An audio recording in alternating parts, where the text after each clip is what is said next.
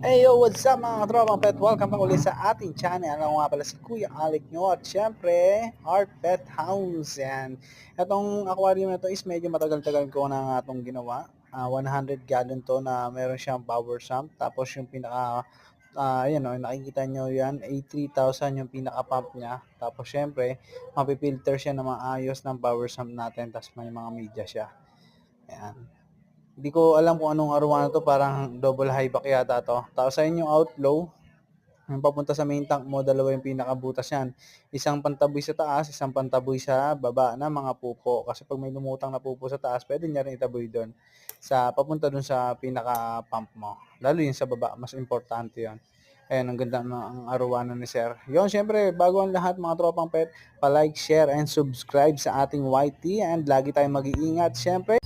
God bless to all mga tropang pet. Maraming salamat.